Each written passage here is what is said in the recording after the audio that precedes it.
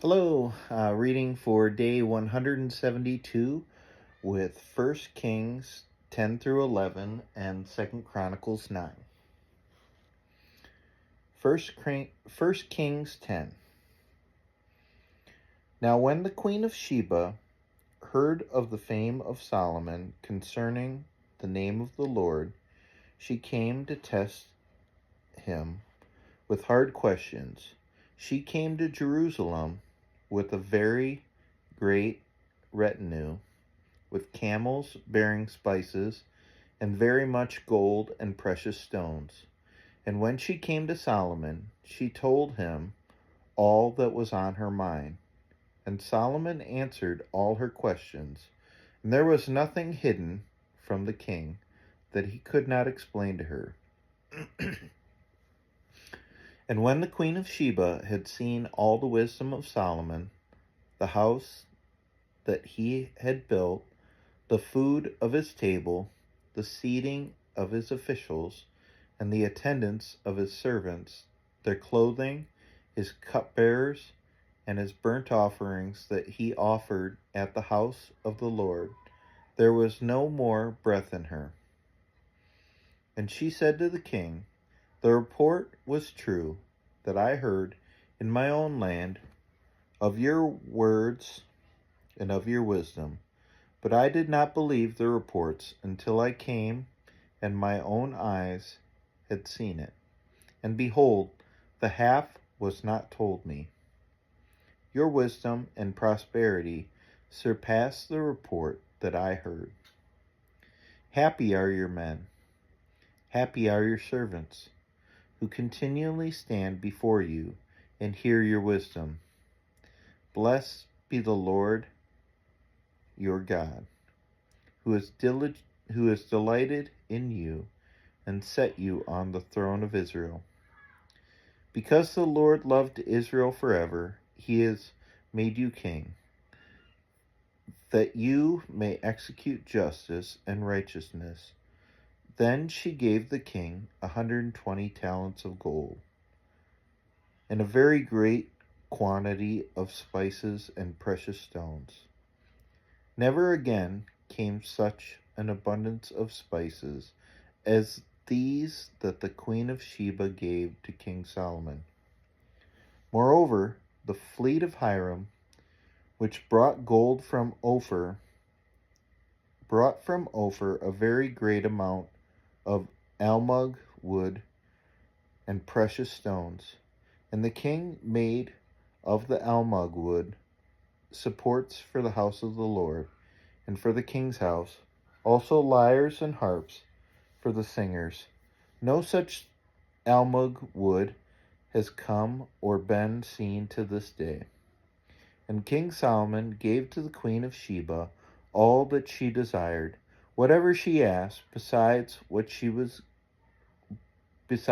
was given her by the bounty of the king Solomon.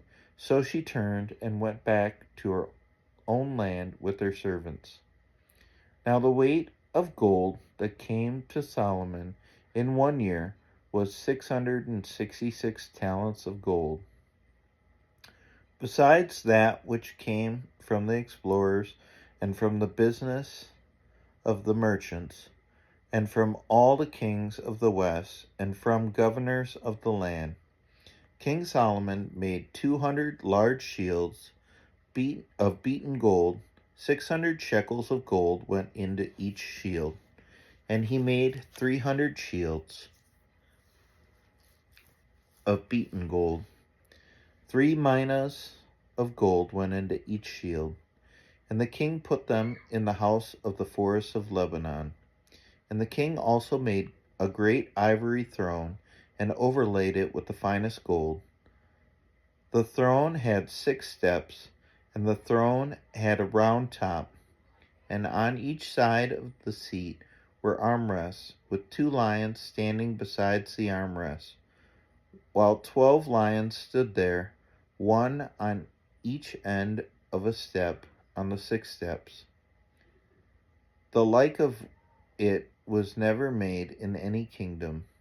All King Solomon's drinking vessels were of gold, And all the vessels of the house of the forests of Lebanon were of pure gold. None were of silver. Silver was not considered as anything in the days of Solomon, for the king had a fleet of ships of Tarshish at sea with the fleet of Hiram. Once every 3 years, the fleet of ships of Tarshish used to come bringing gold, silver, ivory, apes, and peacocks. Thus, King Solomon excelled all the kings of the earth in riches and in wisdom. And the whole earth sought the presence of Solomon to hear his wisdom, which God had put into his mind. Every one of them brought his present articles of silver and gold, garments, myrrh, spices, horses, and mules, so much year by year.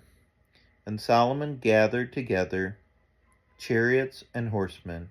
He had 1,400 chariots and 12,000 horsemen, whom he stationed in the chariot cities and with the king in Jerusalem. And the king made silver as common in Jerusalem as stone, and he made cedar as plentiful as the sycamore of the Shephelah. And Solomon's import of horses was from Egypt and Kue, and the king's traders received them from Kue at a price. A chariot could be imported from Egypt for 600 shekels of silver, and a horse for 150. So through the king's traders, they were exported to all the kings of the Hittites and the kings of Syria.